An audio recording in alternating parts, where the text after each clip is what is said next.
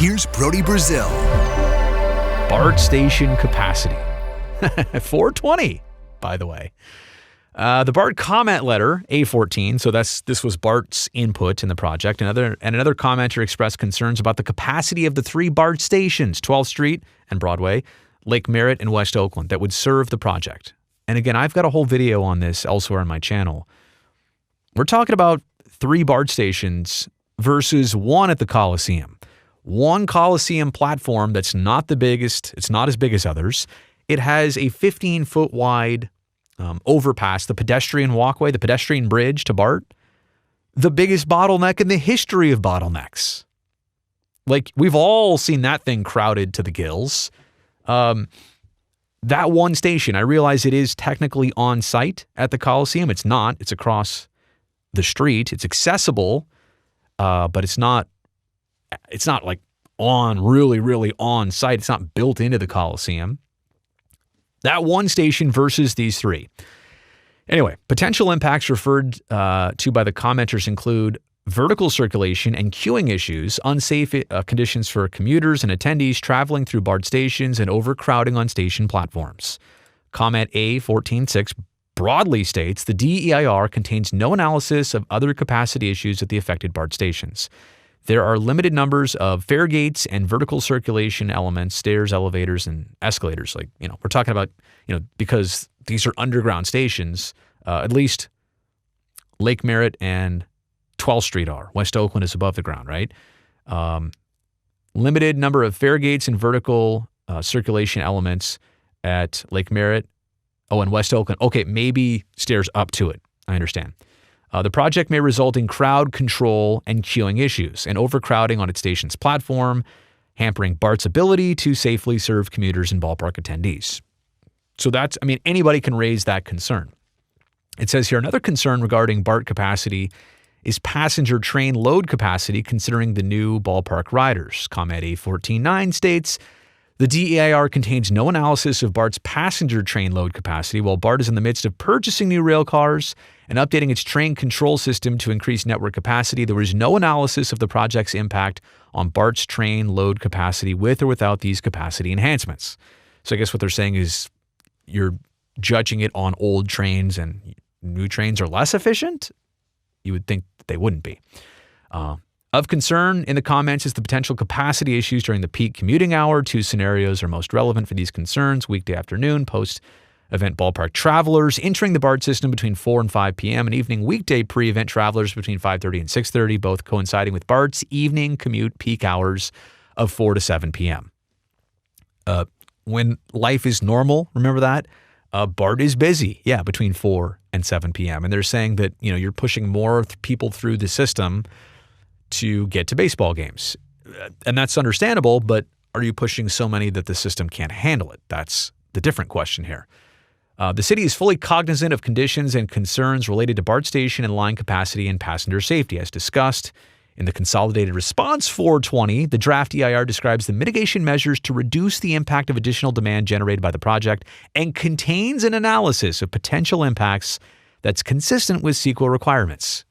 Translation, we got it figured out. You don't need to worry about it. And we've got the proof in Section 421.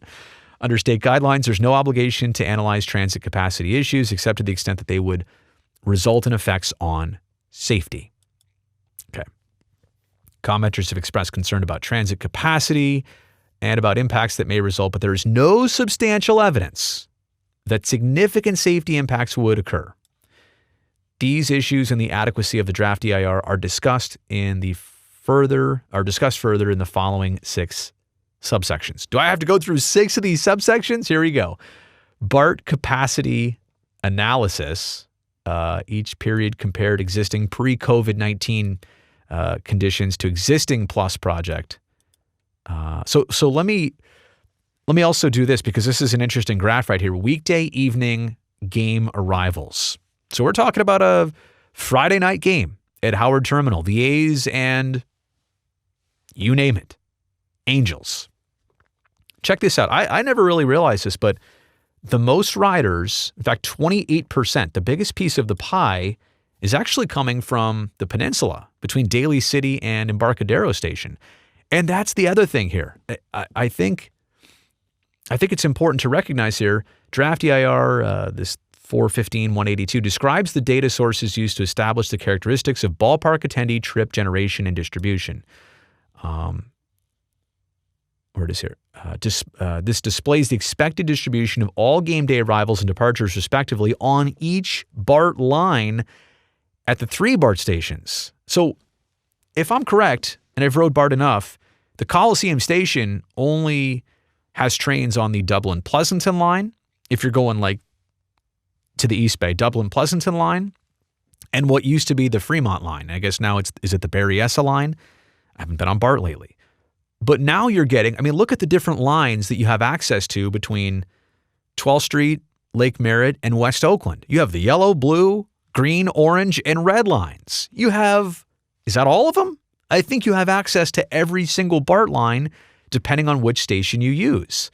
Now, it's saying here overall, like this number is also important, the total ridership on a weekday evening game. 20% are going to come from Lake Merritt. Now, that's the farthest station away. It's a little bit more than a mile, like 20-something minute walk. But 12th Street is exactly a mile away and about a 20-minute walk. 48%, right down Broadway, are going to come that way. 32% of BART riders that would come on weekday evenings would come via the West Oakland station. Again, that's also about a mile and about a 20-minute walk. But here's the breakdown of what stations they would be using to come. And the heaviest ridership would actually come from the peninsula. And then you have, between Bayfair and Fruitvale, between Dublin, Pleasanton, and, hey, Castro Valley, 13%. And then between Antioch and Rockridge on that yellow line. This is from a Fair and Peers survey done in 2021. I actually have quoted some of their work from 2018 or 19, so it's great to have this updated information. Weekday day game departures. So now we're talking about, getaway day, Wednesday afternoon, Thursday afternoon game. And the ridership is not that different. What did I say here? 20, 48, 32, 20, 41, 39. Platform analysis. Okay, so we talked about, are the stations big enough? A comment here states that the project may lead to overcrowding on its platforms, hampering BART's ability to safely serve commuters and ballpark attendees, and had indicated that there may be a need to include platform screen doors at the affected stations to manage this condition, right? So you've seen that before around the world, that there are just doors on the platform that don't allow you to get to the train unless the platform doors open, so you can't fall on the tracks or it can't get too crowded. To address these concerns, platform square footages per person were calculated using the same approach by BART in similar analyses. BART does not have capacity standards. Each platform of each station was measured to determine the amount of feet per person for riders boarding and alighting trains during the 2 study periods. Alighting train. Have I ever used that word? Alighting a train? Is it getting on a train? Single platform at BART, Lake Merritt, 1 floor below the mezzanine area that serves 2 tracks. This is just, this is math here. This is just the description. That's it. 12,830 square feet at Lake Merritt. That's a big platform area. Total platform of the queuing area of 6,462 square feet at 12th Street BART, and total platform queuing area measured at 10,400 square feet at the West Oakland BART station. Man, I would love to know what the Coliseum square footage is. Now that I know, I bet you it's closer to, wait a second. I messed up here. I got the second platform has a total platform queuing area of 6,400. The first platform has a total of 11,324. So 12th Street, because of the 2 different lines. But I bet you, now that I know all this, I bet you the Coliseum one is a lot closer to 6 or 7 or 8 than it is to 10, 11, or 12. Don't quote me. I don't have the numbers here, but it's interesting to see this and now kind of put the pieces together. I'm not trying to knock the Coliseum BART station. I'm just saying that's a huge concern of people. Well, build at the Coliseum site. BART's right there. Yeah, but is BART great right there? And wouldn't 3 stations be better than just 1? I know it's a 20-minute walk, but again, conclusion. Thank you. 420.6. As mentioned in the draft EIR, existing coordination between the project sponsor, the A's, and Bart that already occurs at the Coliseum would need to continue to help manage the additional riders with resources to guide attendees through the stations. Some of the existing management strategies that occur at the Coliseum that could apply to the 3 project stations include providing BART staff to help facilitate the increased ridership. BART provides extra trains when feasible to serve Coliseum events, and this practice may no longer be required because the project would be located within walking distance of 3 BART stations that, combined, serve every line in the BART system. That's exactly what I was saying before.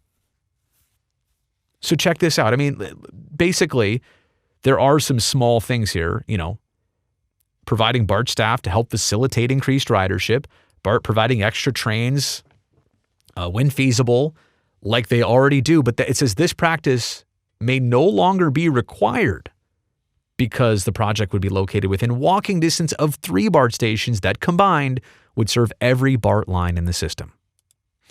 BART notes in comment A1412 that compared to the staffing required to ensure smooth crowd control and properly functioning equipment at the single Coliseum station, the 3 project serving stations would require more staffing and bear higher costs to manage the new ridership. Of course, BART's going to say that. I need you to scratch my back a little bit harder so I can scratch yours. Continue scratching yours. That seems a little bit opportunistic right there by BART. Not surprised. I guess that's business. I guess I understand it. I don't know. Will they get that more staffing and bear higher costs? I don't know. It's the same reason I look at the bridge toll on the Bay Bridge. It's going up to $7 now starting January 1st. Like, some of these things naturally take care of themselves. Why does it happen? I don't even have a say in it. As noted in the various analyses presented in the consolidated response, there may be some areas that require additional personnel to manage crowds in some, but not all 3 stations. The results of the capacity analyses described show that there is sufficient platform area to handle the passenger loads. Consideration should be given for personnel to manage the potential for passenger bunching around escalators and other obstacles as passengers arrive on the platform after one or more of the 14 daytime ballpark events at the Lake Merritt and 12th Street BART stations, as well as after one or more of the 50 weekday evening ballpark events. The mezzanine of the Lake Merritt BART station may realize some passenger bunching, but that may require operational strategies.